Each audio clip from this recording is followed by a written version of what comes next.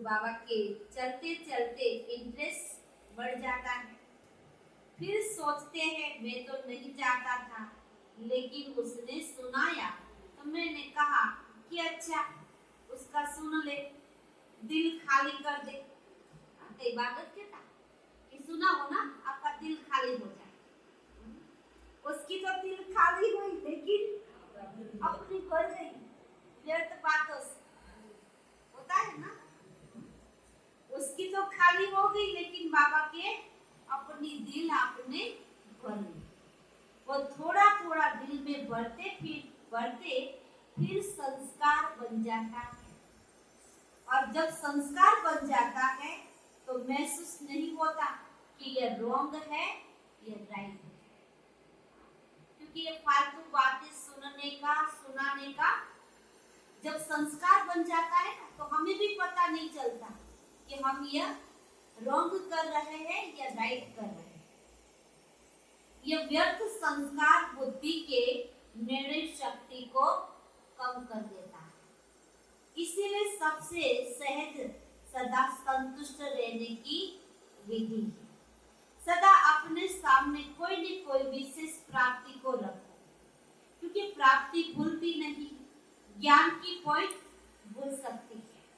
अगर आप ज्ञान सुनेंगे ना तो ये पॉइंट भूल जाएंगे, लेकिन भगवान की याद में आप कुछ भी प्राप्ति करें, चाहे आपको शांति मिली, सुख मिला, आनंद मिला, कोई भी प्राप्ति हो, वो आप कभी भूल नहीं सकते, क्योंकि जीवन में उसकी छाप लग गई। कहते हैं ना, अनुभवी होता है ना, वो क्या होता है, उसके अनुभव को कभी भूल नहीं सकता। तो भगवान भी क्या कहते हैं, जो प्राप्ति की छाप लग गई ना, उसको कभी भूलना नहीं। बाप से क्या क्या मिला, कितना मिला, वैरायटी पसंद आती है ना, तो एक जैसा पसंद नहीं होता। तो आप अपने प्राप्तियों को देखो। देखो भगवान के हम बनते तो क्या क्या मिलता है, मिलता है या नहीं मिलता है? मिलता है तभी तो आते हैं ना, नहीं मिलता तो हम आएगी नहीं। मिलता है, कुछ तो मिलता है ना। ज्ञान के खजानों की प्राप्ति कितनी है, योग के शक्तियों की प्राप्ति कितनी है, दिव्य गुणों की प्राप्ति कितनी है, प्रैक्टिकल नशे में खुशी में रहने की प्राप्ति कितनी है। देखो प्राप्तियों का खजाना कितना है। ज्ञान की प्राप्ति, भगवान को याद करने की प्राप्ति, भगवान की याद के नशे में रहने की प्राप्ति और खुशियों की प्राप्ति, कितनी सारी प्राप्ति है। बहुत बड़ी लिस्ट बनाओ। पहले भी सुनाया था ना कि कभी कोई न कभी कोई गुण की प्राप्ति तो सामने रखते हुए संतुष्ट रहो, क्योंकि एक गुण भी अपनाया तो जैसे विकारों का आपस में बहुत गहरा संबंध है। बाबा के जो एक गुण अपनाया तो गुण बढ़ते जाए, लेकिन एक अवगुण को अपने में धारण किया तो क्या होगा, उसका विस्तार बहुत बढ़िया हो जाएगा। इसीलिए बाबा कहते हैं बच्चे सावधान रहो। हमारे सामने दोनों पॉइंट आती है, गुण या अवगुण, लेकिन हमें क्या लेना है, यही सोचना चाहिए। तो बाबा के बहुत गहरा है ना, अगर बाहर के रूप में इमर्ज रीति से क्रोध है, लेकिन आंतरिक चेक करो तो क्रोध के साथ साथ क्या है, अहंकार भी है, लोभ भी है, ये सब आपस में साथी है। क्रोध अकेला नहीं आता। बाहर का क्रोध हम सब सिर्फ बस मुझे क्रोध आ जाता है, लेकिन क्रोध के साथ साथ बाबा के लोभ भी आता है, अहंकार भी आता है, ये सब साथी है।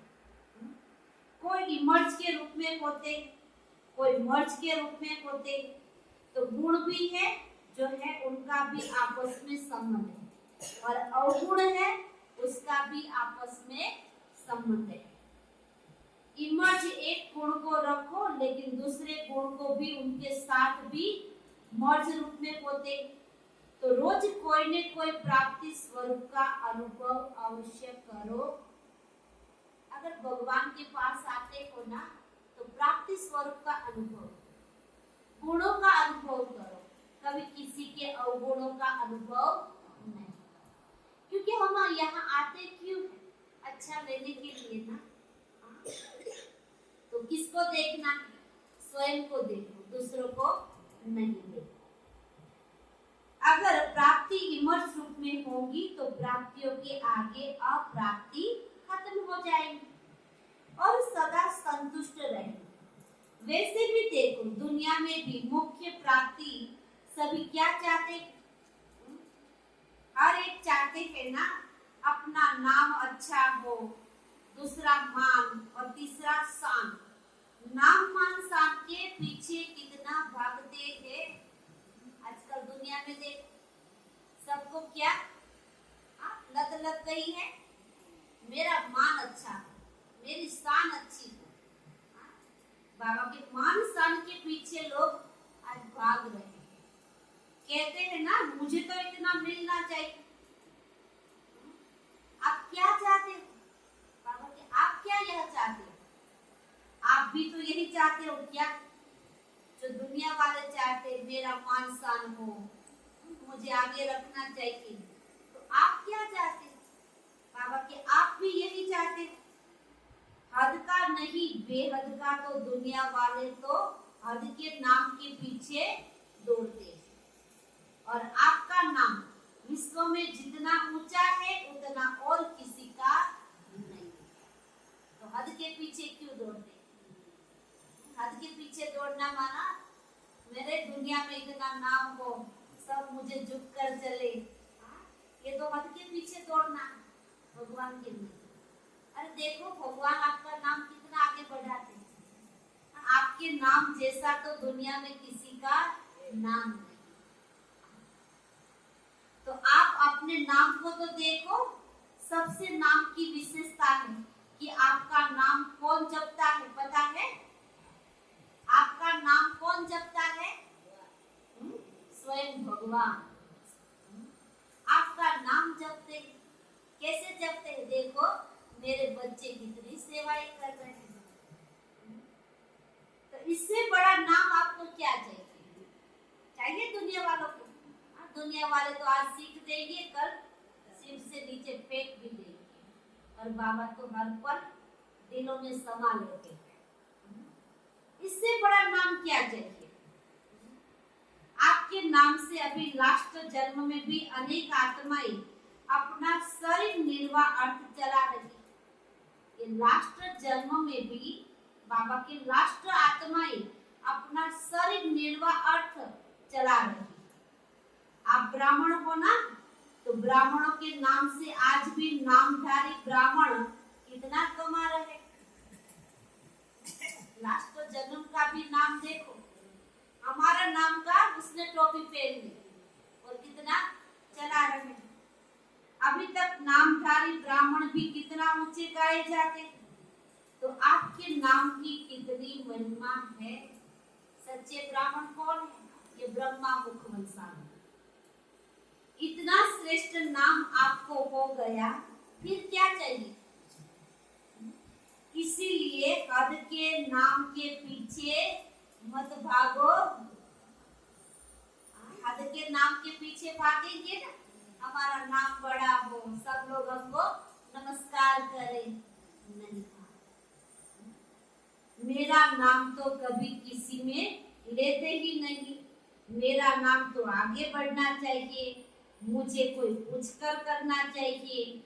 मैं सेवा इतनी करता हूँ, नाम दूसरों का होता है, मेरा नहीं होता। कई बार बाबा के जैसे होता है, मैं इतना सब कुछ करता हूँ, फिर मेरा गायन नहीं कोई करते, मेरा कोई नाम आगे नहीं बढ़ा। तो हद के नाम के पीछे नहीं जाओ। आप बाप के दिल में आपका नाम सदा ही है ही। बाबा क्या कहते? अगर कोई आपका मान शान रखे, नाम को आगे बढ़ाए ना या न बढ़ाए, लेकिन भगवान के क्या कहते हैं? आपका नाम मेरे दिल में, इससे ज्यादा क्या चाहिए? आपका नाम बाप के दिल में है ना, यही तो श्रेष्ठ है। जब बाप के दिल में नाम हो गया तो कोई सेवा में या कोई प्रोग्राम में या कोई भी बात में आपका नाम नहीं भी आया तो कोई हर्जा नहीं। बाप के पास तो है ना। जैसे भक्ति मार्ग में हनुमान का चित्र दिखाते हैं ना, तो उसने दिल में क्या रखा था? हनुमान के दिल में क्या था? राम था। हनुमान के दिल में राम था ना। और बाप के दिल में क्या है? आप हो। देखो बाबा क्या कह रहे हैं, बाप के दिल में आप हो ना। आप बच्चे ही तो हो, तो बच्चों में आप हो गए ना, तो सभी का नाम है ना। देखा पक्का है, देखा बाबा की पक्का है ना। कभी मिक्स हो गया तो आप सभी का नाम, और नाम के पीछे क्यों पड़ते हो? दुनिया के हद मान के नाम के पीछे क्यों पड़ते हो? क्योंकि मेजोरिटी यही नाम मान शान गिराते हैं, और यही नाम मान शान नशा भी चढ़ाते हैं ना। मेजोरिटी को भी क्या इच्छा होती है? मेजोरिटी को यही इच्छा होती है कि मेरा मान हो, मेरा शान हो। तो बाबा के उसके पीछे आप क्यों भागते हो? तो प्राप्तियों के रूप में देखो। अगर मानो कोई कारण से आपका नाम गुप्त है और आप समझते हो कि मेरा नाम होना चाहिए, यथार्थ है, फिर भी अगर किसी आत्मा से हिसाब किताब के कारण या उसके संस्कार के कारण आपका नाम नहीं होता, आप राइट हो और वो रॉन्ग है, फिर भी उसका नाम होता है, आपका नहीं है, तो विजय माला में आपका नाम निश्चित है। समझा आज बाबा ने क्या किया, क्या कह दिया? अगर आप सच हो, फिर भी आप इतनी सेवा करते हो, फिर भी कोई आपका नाम ईर्ष्यावश नहीं लेते, कोई अर्चा नहीं बाबा, आप तो राइट हो ना, वो रॉन्ग है, फिर भी उसका नाम आगे। लेकिन देखो आपका नाम कहाँ है? विजय माला में, वो आपका नाम निश्चित होगा। इसीलिए किसी की भी परवाह नहीं। इस रूप से माया ज्यादा आती है, मानसान के रूप में माया आती है ना। लौकिक में भी देखो तो भी आएंगी, या ब्राह्मण परिवार में भी आती है, इसमें माया ज्यादा आती है। इसीलिए कभी गलती से नाम मिस हो भी गया, कोई अर्चा नहीं। लेकिन विजय माला में तो आपका नाम मिस नहीं हुआ। अगर गलती से आपने इतनी सेवा की, किसी ने आपको आगे नहीं बढ़ाया, आपका नाम का वर्णन नहीं किया, कोई अर्चा नहीं। लेकिन आप विजय माला में तो आप आ गए। पहले आपका नाम होगा कहाँ? विजय माला।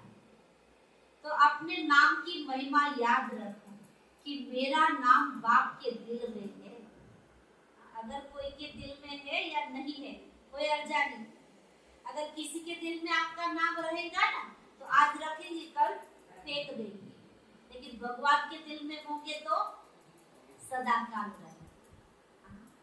देखो आपका नाम तो भगवान के दिल में है, आप विजय माला में हो ना, अंत तक मेरा नाम सेवा कर रहा है। देखो अंत तक भगवान के तुम्हारा नाम सेवा कर रहा है। कौन सी सेवा? अभी हम ब्राह्मण है, तो ब्राह्मण के नाम से अभी ये कलयुग में सेवा हो रही है ना। लौकिक ब्राह्मणों के पास सब लोग कराते हैं ना, क्यों कहते ब्राह्मण को बुलाओ, ब्राह्मण को बुलाओ। तो आपके नाम से तो सेवा हो रही है, और आपका मान भी कितना है। बाप ने भी आपको अपने से आगे रखा। पहले बच्चे तो स्वयं बाप ने मान दे दिया, कितना आपका मान। उसका प्रूफ देखा कि आपके जड़ चित्रों का भी लास्ट जन्म तक मान है। कितना मान दिया भी भगवान ने हमको, कि संगम में तो हम बच्चे बने, तो बाबा ने इतना मान दे दिया। लेकिन हमारे जो जड़ चित्र है देवी देवताओं, उसको भी कितना मान मिलता है। लोग मंदिरों में जाकर कितनी आराधना करते हैं, कितनी पूजा अर्चना करते हैं, तो कितना मान दे दिया। लेकिन कोई भी देवी देवता का चित्र होगा तो कितने मान से उसको देखते हैं। सबसे श्रेष्ठ मान अब तक आपके चित्रों का भी है, ये प्रूफ तो है ना, और क्या चाहिए। भगवान क्या कहते, मैंने ये प्रूफ तो आपको दे दिया कि आपका लास्ट जन्म का जो चित्र है उसका भी मान है, और आपका जो देवी देवता का चित्र है उसका भी अभी ये मान है। ये प्रूफ तो है ना। जब आपके चित्र ही इतने माननीय और पूजनीय है तो जिसका मान रखा जाता है उसको पूजनीय माना जाता है। हमेशा कहते हैं ना ये हमारे पूजनीय है। जो भी देवी देवता को देखते क्या कहते, ये हमारे इष्ट देव है, ये हमारे पूजनीय है, कहते हैं ना। हमारी कुल देवी है, हमारे इष्ट देव है, तो कितना मान है। तो जिसका मान रखा जाता है वही तो पूजनीय है। तो प्रैक्टिकल में यही प्रूफ है ना। आपके चित्रों का भी मान है तो चैतन्य में तब भी चित्रों का अभी तक मान है। अगर चैतन्य में मान नहीं होता तो चित्रों को कैसे मिलता। अभी चैतन्य में मान नहीं होता तो चित्र को कैसे मिलता। चैतन्य में भी है ना। इस संगम युग में भी बाबा कितना मान देते, भगवान कितना प्यार करते। दुनिया में ऐसा कोई प्यार कर सकता है क्या। लोग तो जरूरत है तो प्यार करेंगे, जरूरत पूरी हो गई तो फेंक देंगे। भगवान कभी ऐसे नहीं करते। हमेशा कहते हैं ना ये हमारा ही बाबा। तो बाबा क्या कहते हैं, ये हमारा बच्चे। अगर चैतन्य में सब कुछ मिल गया, बच्चे डबल पूजे जाते हो ना, बाप को सिंगल पूजे जाते। देखो बाप की सिर्फ शिव के रूप में पूजा होती है और बच्चों की एक तो आत्मा के नाते सालिग्राम के रूप में पूजा होती है और दूसरी देवताओं के रूप में पूजा होती है। तो आपका मान बाप से भी ज्यादा हुआ ना। इतना श्रेष्ठ मान कहाँ मिलेगा, मिलेगा कहाँ। तो जब भी कोई हद के मान की बात आए ना तो सोचना कि आत्माओं का मान क्या करेगा जब परमात्मा का मान इतना मिलता है। जब कोई आपके सामने मान की बातें आए तो ये सोचना कि सब आत्माओं का मान मुझे क्या मिलेगा, आज देंगे कल नहीं देंगे, लेकिन मुझे परमात्मा का इतना मान मिलता है। ऐसे नहीं सोचो कि हम इतना कुछ करते हैं फिर भी मान नहीं देते, पूछते भी नहीं, ये तो सोचना भी व्यर्थ है। जितना आप हद के मान के पीछे दौड़ लगाएंगे ना तो यह हद की कोई भी चीज परछाई के समान है। परछाई के पीछे पड़ने से कभी परछाई मिलती नहीं, होता है। परछाई के पीछे आप जितने भागते रहेंगे परछाई आगे आगे भागती रहेगी, आखिर आप एक दिन हताश उदास हो जाए। नहीं, हमने कर्म ही अच्छा किया है तो फल जरूर मिलेगा, लेकिन आस नहीं रखनी मैंने इतना किया फिर भी कोई मेरी कदर नहीं करता, मुझे मान सम्मान नहीं देते, कभी आस नहीं करते और आगे बढ़ते रहेंगे। तो यह हद का मान हुआ। हद का मान नहीं, ये परछाई, ये माया के धूप में दिखाई देती है क्या, लेकिन है कुछ भी नहीं। परछाई क्या, माया की धूप होती है ना, तो ये परछाई दिखा देती है, लेकिन है कुछ नहीं। तो नाम भी आपको मिल गया, मान भी आपको मिल गया और शान भी आपको मिल गया। अपने एक एक शान को याद तो करो। और किसने शान में बिठाया, किस शान में बिठाया, बाप ने बिठाया ना। अरे बाप के दिल तक तो नसीनतों को सबसे बड़े से बड़ी शान क्या है? राज्य पद है ना। तो आपको तब तक ताज तो मिल गया, जो परम आत्मा के तब तक नसीब है, इससे बड़ी शान क्या चाहिए? भगवान ने अपना दिल तक तो दे दिया आपको, अब और क्या चाहिए? क्या चाहिए? यहाँ की जो भी चीज वस्तु है वो विनाशी, आज है कल नहीं। आप कितना भी पद पोजीशन वाले बन जाओ, कहाँ तक टिकेगा? अगर मिला तब खुश, ना मिला तो दुखी, अशांत हो जाएंगे, परेशान हो जाएंगे। कभी कभी निर्णय करने में एक छोटी सी गलती कर देते हैं, ऐसा क्या है? कभी कभी आप निर्णय करने में एक छोटी सी गलती कर देते हैं। क्या गलती करते हैं? बता है, अब पूछते हैं क्या गलती करते हैं? जो रियल शान है ना, रूहानी शान है, वो कभी भी अभिमान की फीलिंग नहीं देगा। जो आपकी रियलिटी है, रियल शान है, रूहानी शान, रूहानी माना आत्मा की शान है, वह कभी आपको अभिमान की फीलिंग नहीं देगा। जो नकली शान आन शान मान है ना, वो अभिमान की फीलिंग आ जाएगी। तो कभी कभी क्या करते हो, होता अभिमान है, लेकिन समझते हो यह तो शांत तो अपना रखा, यह तो शांत तो अपना रखना चाहिए ना। क्या करते बाबा की, होता है अभिमान, और कई बार हम क्या बोलते हैं, ऐसे तो रहना चाहिए, थोड़ा तो ऐसे होना चाहिए। अगर ऐसे नहीं रहेगी ना तो दुनिया हमको क्या समझेगी, इसीलिए थोड़ा तो ऐसे होना चाहिए। तो बाबा की उसको शान समझते हो, ये शान नहीं है, ये अभिमान है। इतना शान तो रखना चाहिए, शान में तो रहना चाहिए। कहते हैं ऐसे नहीं करेंगे ना तो पता नहीं लोग हमें क्या समझेंगे। अरे लोग क्या समझेंगे, लोगों को क्यों देखते? लेकिन शान है या उसको अभिमान कहेंगे? ये कोई शान नहीं है, ये अभिमान है। उसको अच्छी तरह से चेक करो, चेक करना आता है, चेक करना आता है बाबा की, ये शान है या अभिमान है। कभी कभी अभिमान को भी शान समझ लेते और फिर निर्माण नहीं होते। अभिमान वाला व्यक्ति कभी निर्माण